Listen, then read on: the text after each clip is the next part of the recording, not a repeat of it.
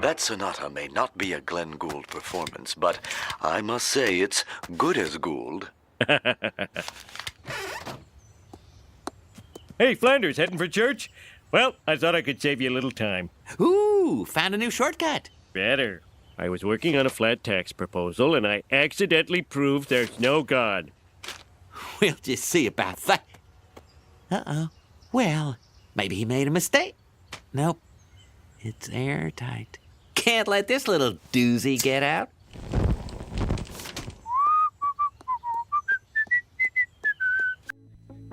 Hi, boys and girls. It's me, Butch. My name is Terry David Silvercloud. I'm not native, it just sounds that way. I'm 79 years old. I'll be 80 in October. Today is the 3rd of July, Wednesday, 2024. I'm down at English Bay Beach in Vancouver. It's somewhere around 8 p.m. or somewhere. I've been here a while setting up and trying to get myself organized. I made some crib notes to try and keep it together. But the purpose of this video, the main point is to discuss the little tiff going on between Neil deGrasse Tyson and Terrence Howard. I just became aware of it a while back because I've been looking into the Higgs boson, which I may talk about in a minute, but I don't want to digress because I forget what I'm talking about. So Neil deGrasse Tyson and Terrence Howard and myself share a couple things in common. We're very self-confident. We have big egos. We like to talk. We like to teach people things. And we're probably full of the Dunning-Kruger Effect, which means we all have Dunning-Kruger Effect, but we probably have it more so maybe. I understand that to be that when you study a subject or you become a bit expert in a subject, you tend to think you're a know-it-all and you start making assumptions or suppositions based on that knowledge which may not be true or fact. So I think I have it, and I know pretty much for sure, that's the point of this video, that Terrence Howard has it in spades, and I will explain why as fairly quickly. Neil deGrasse Howard and I, what we have in common is we both believe in the scientific method, and that involves peer review, which means you should show what you're working on to other people who are working on the same thing, and be prepared to take their criticism. In fact, you should welcome their criticism. That's part of the whole shtick. So, if you think I'm full of it, you can tell me so. I welcome your criticisms. So getting back to Terrence and Neil deGrasse Tyson, what happened apparently is about 8 or 9 years ago, Terrence, who apparently, aside from being an actor and a musician, has a degree in chemical engineering, he has gotten into studying waves, and amongst other things, he wrote a paper about something along the line about why 1 times 1 equals 2. And eventually Neil looked at the paper and critiqued it, and apparently Terrence wasn't too happy, because lately on YouTube that's sort of been the discussion. So I, being me, technically I'm a visual artist, but I have been into physics since I was a weenie tot. I knew how electrons and things worked when I was 11 or 12 years old, how television sets worked back in the days of TV. I knew all that stuff when I was around 12 years old, and I'm sort of a geek. So I'm into science and physics, and in my old age I'm into particle physics and motion physics. Science comes from an old Latin word which means to know or knowing, knowledge. Physics is the study of energy, matter, and motion. And there's a lot of branches of physics, and apparently Terrence is not aware of all of them. I can't say for sure because I don't know either Terrence or Neil, but from listening to Terrence, I almost feel like he doesn't have any understanding at all of what quantum physics is and what it's about, and that it involves a special type of mathematics called quantum mechanics. And quantum mechanics involves a series of equations written by a really smart guy, Erwin Schrödinger, of Schrödinger's cat fame. Is the cat dead or alive? Is the cat there?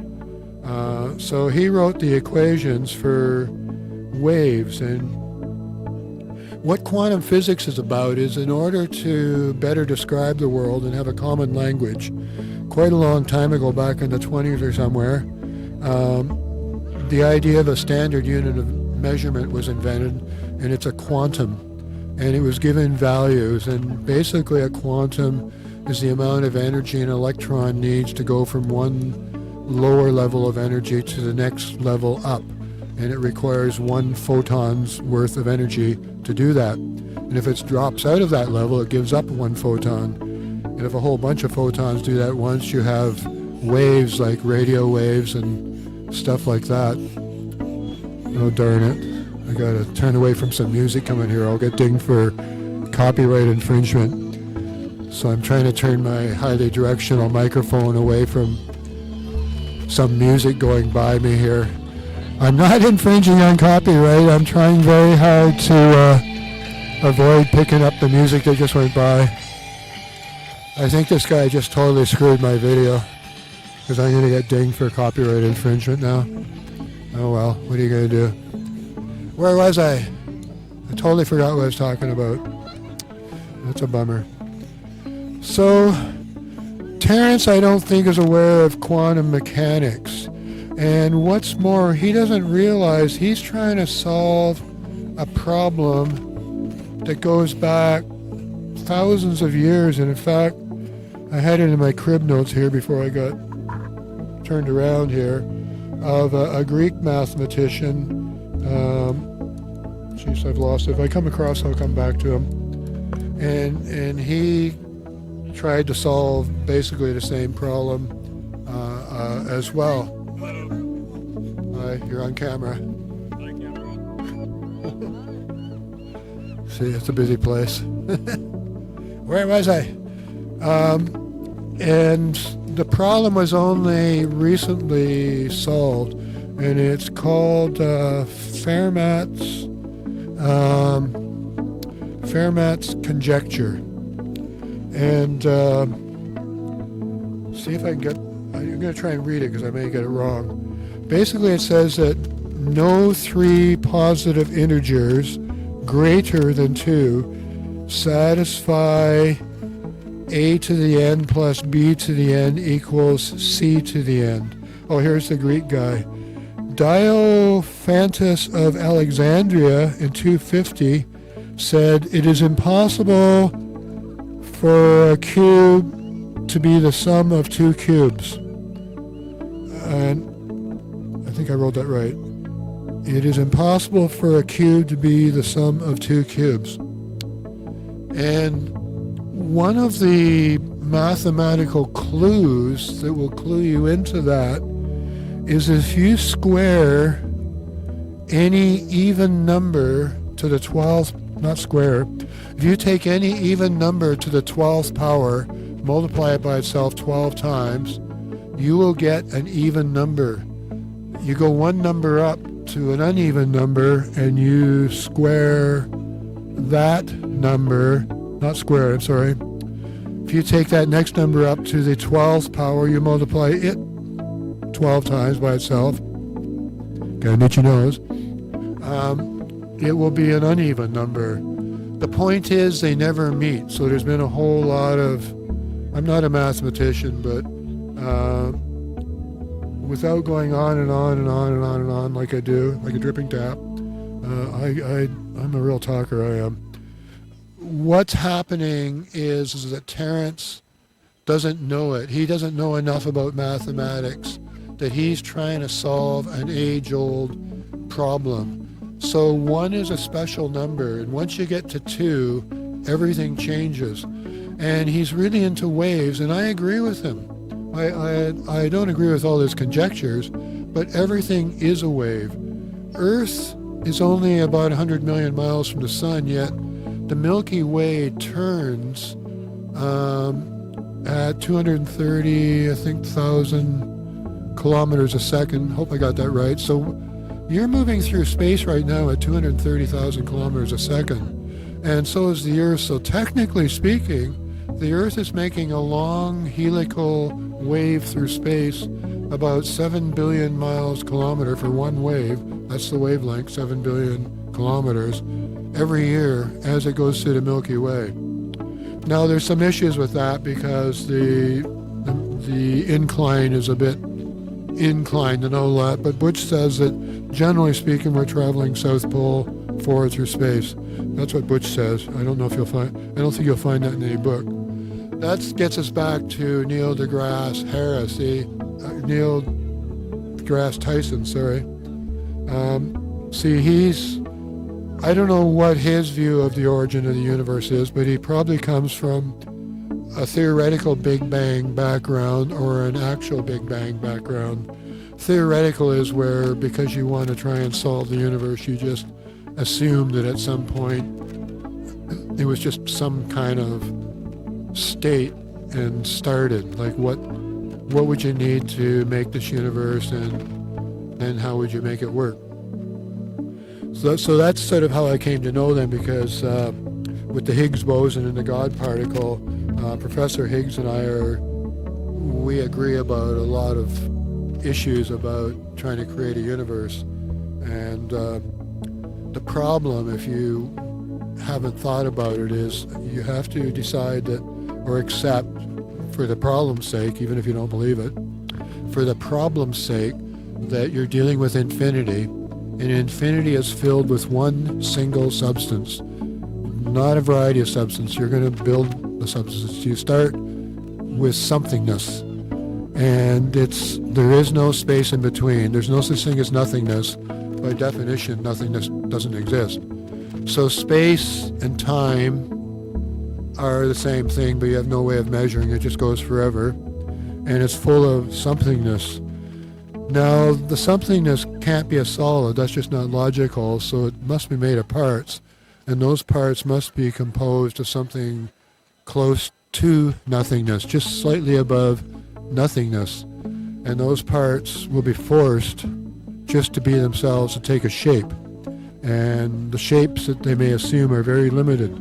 And the obvious shape is a cube, and then one of the next shapes that it could take is a thing called the regular prism.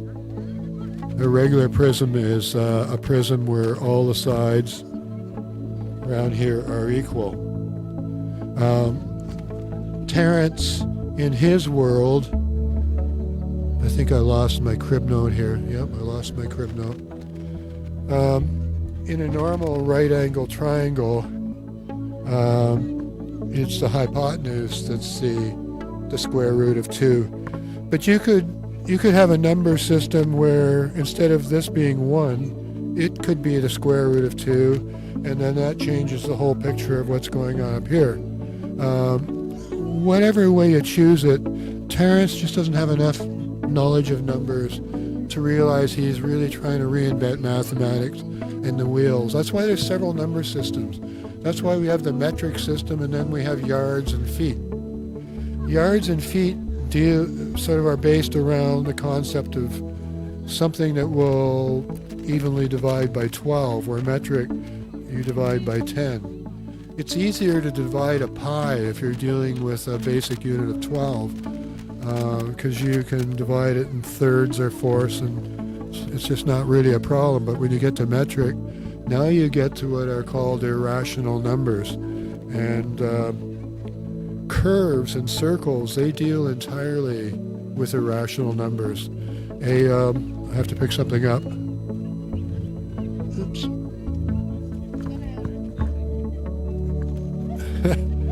The wind blew some of my props off the log. Let me put my prop back down here.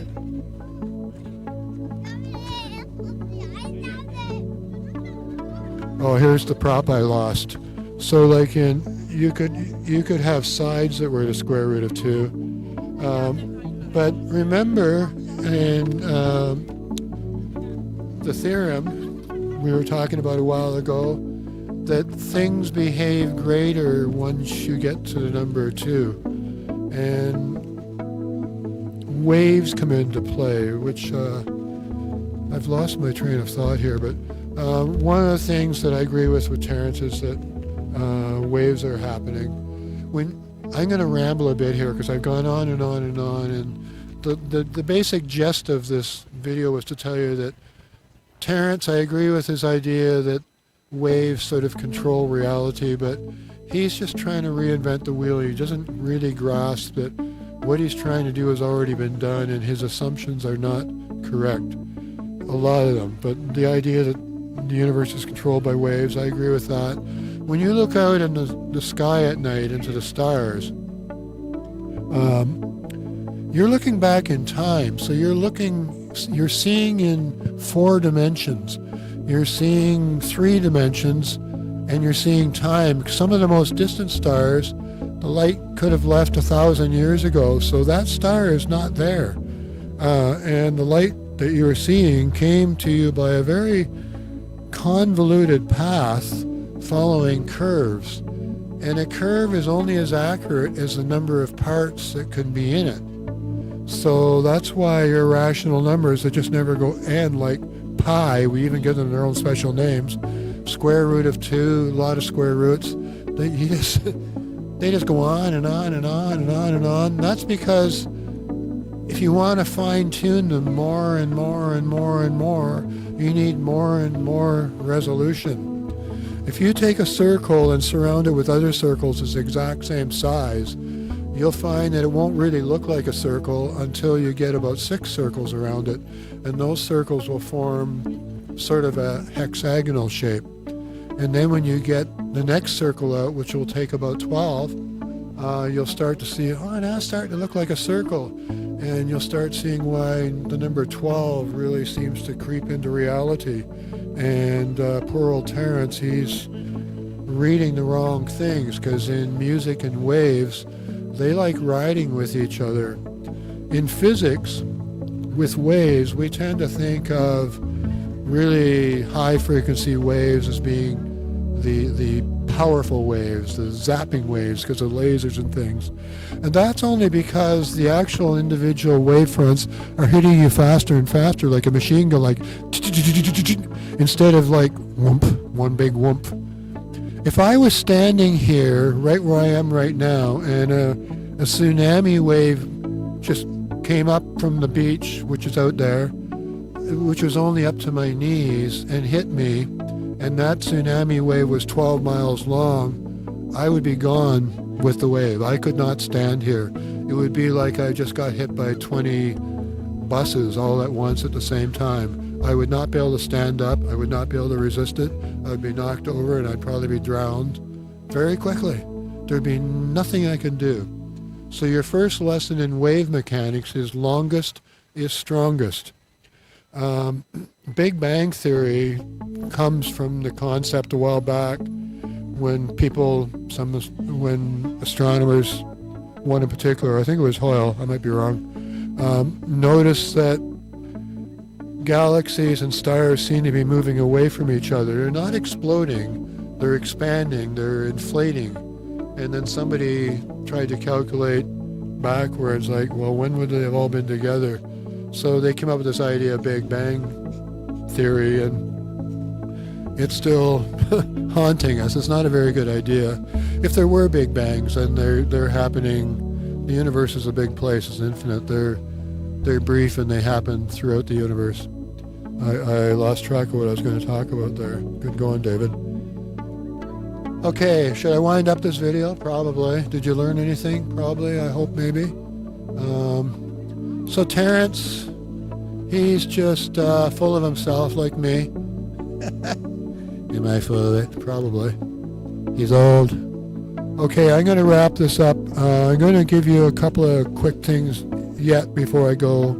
I know I didn't cover everything. I had all kinds of crib notes here, but it just doesn't work because I digress. Butchie Poo's theory of reality is that, I'll be with you here in a second, that when I remember I was talking about, I think I wanted to talk about that more, when the universe started, that it had to be the same thing and everything's fighting for space and it has to take a shape. The most minimal shape that something would take would be something along the line like a tetrahedron, because you're looking for the least number of, in this case, the little stick things. So in Butch's theory of everything, what happens when these sticks form, which will probably be, once they form, twice as long as they are everywhere else. In other words, two of something sticking together.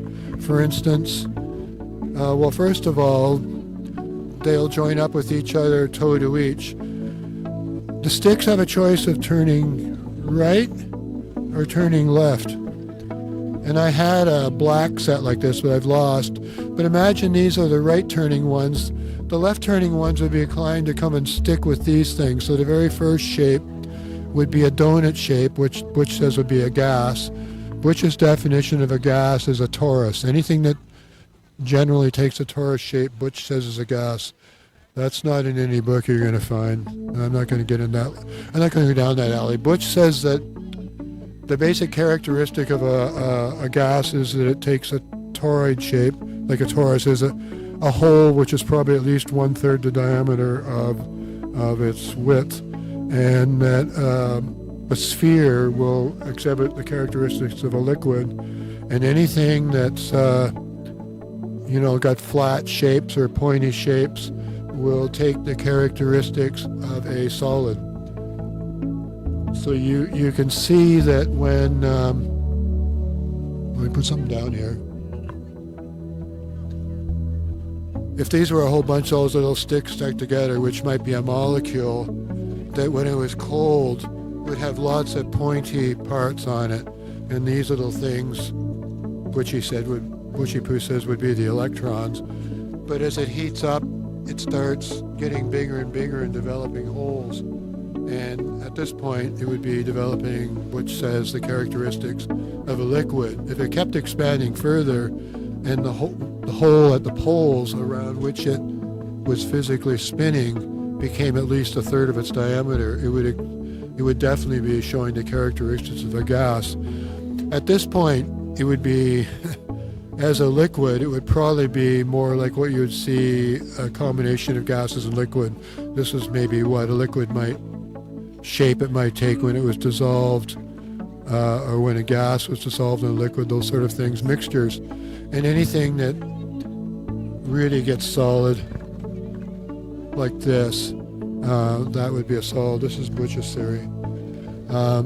In this solid shape thing here, these are the basic quantum, and these are all empty spaces. So you're basically looking at a wire frame that's filled in, and each one of these things will be spinning either left or right, which will mean that the loosey-goosey stuff, which is not the solid stuff, this is the fermion, the bosons will be traveling through these things. In this case, they'll be going in one end of the triangle here and out the other, and if it were helium, this is what Butch says helium. If helium could freeze, this is strictly Butch theory. Don't go, yes, oops. Please spread the idea around, but send it out for a peer review. You won't find this in any book anywhere. Butch says that if it was possible to freeze helium, which it isn't, this is what it would look like. And it might have stellations which I will probably throw into the video so you can see what distillations will look like. But it can come apart if it could. This is an extraordinarily strong bond here, and it doesn't wish to come apart once it gets to this point. But other things are possible, and they could all form up to a cube shape, those little wireframey things. And if I work hard enough, I'm going to get this open. Inside every cube is a three-dimensional Star of David, a Merkaba star. That's why the Holy of Holies and the Kaaba are cubes, I believe. They're ancient symbols, mystic symbols, and inside them is a three-dimensional Star of David. See how I go on and on and on and on? I'm going to look down here and see if I got a green light. Oh, red light. I got a red light. Oh, good. You're still there. Hi. So did I cover everything? I had all these crib notes. I just went around the corner here to pick something up. Fermions in the world of physics are the solid things. Bosons, well, I'll talk about that for a second, because it goes with my theory of everything. When the original bubbles formed, they were all basically the same, but eventually some of the bubbles started turning and they formed shapes, and then slippage happens, like can happen with plates. I have in the real world, everything likes forming crystals, and these kind of things are why plate tectonics happen and slippage happens. You say, well, that's a solid, but if a whole bunch of plates above them, there were millions of them, they all flat, they could start slipping sideways. Now you got movement.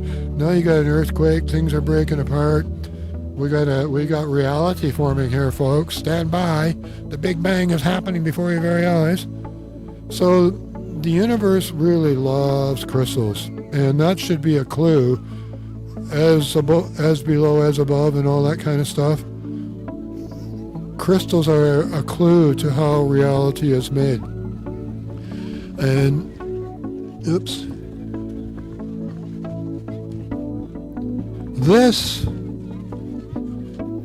This conglomeration of strings and quanta is a cube. This will fold into a cube. Believe it or not, it will. I'm not going to do it right now because I'm just going on and on and on and on.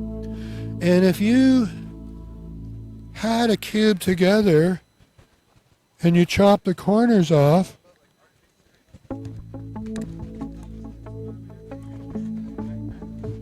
there's an octahedron inside, and it can get stellated real quick just by... Remember, this started as a cube? Imagine all these things are little quantums, and they get excited and they start changing around. That's how reality happens. So this became a really long video, didn't it? And I didn't intend it to. I had a game plan. I don't want to do it 2 or 3 times, so I'm going to try and stick with this one because I'm still recording. If you're still here, thank you. I hope you learned something. I hope I answered the questions about what's wrong with Terrence's argument. He's just trying to solve a problem that's already been solved, and it can't be done. But I do agree with his idea about waves. For every reaction, there's an equal and opposite reaction. That's what waves are all about. And that waves belong to the world of what we call the irrational numbers. They're infinite. They just go and go and go.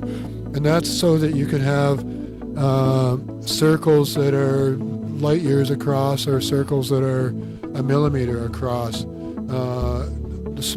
Light speed and that kind of thing, I should have mentioned in my reality theory thing, is determined by the very, very, very smallest thing, and the smallest thing is the quantum. So a quantum determines light speed, and it builds a slightly larger particle, which we call the electron, and the electron is restricted because it's physical. It cannot exceed light speed. The quantum can start spinning on the spot and seemingly be exceeding light speed. And if it was to rotate like in the E equals mc, at the speed of light squared, it would appear to be a disk where every spot on the disk was in existence at the same time. And if it started moving around at 4/3 pi c cubed, which is a formula for the volume of a sphere, a singularity in that time frame could occupy the space of a sphere. So the quanta may naturally be normally operating just slightly above the speed of light, but if they get trapped and they start spinning fast enough, they form a standing wave, and if they get up to the point 4/3 pi c cubed, which is suggesting this, I don't know if this is true, but I'm suggesting it, then they become a standing wave in the world of relativity to an observer who's traveling in the same bus as they are. People like Neil deGrasse, see I'm still talking, aren't I? They don't worry so much about the fact that the Earth is making a long helical wave through space, because the observation unit is also doing the same, so you don't care. Like, the spaceship is traveling along with you, so it's not a big navigational issue. But from a relativity issue, if the solar system is traveling slower through, or the planets themselves, Earth is traveling slower at one time of year, summer or winter, than the other, Einstein kicks in and the clock should be running differently, and we don't observe that. I don't know if Neil deGrasse has done the math, but the difference is huge, and it's big enough that I haven't done the math, but I would expect that we might lose or gain a few hours, not because we're changing the clocks, because the clocks ran differently and we didn't notice. Maybe they're doing it and we aren't noticing. So do I still have a red light? I gotta look down here. I still have a red light. So I am going to shut up now. I'm absolutely going to shut up. Thanks for being with me. I'll try harder to keep doing this. Like I said, I'm about to be 80 and I could drop dead in any second. I'm at high risk for stroke. I'm going to keep making videos about stuff that interests me, and maybe you'll learn something, maybe you won't. So I'm going to reach way down here low. I got to bend down, reach behind you here, and reach behind you. And I'm going to say, bye. Hi, boys and girls. It's me, Butch.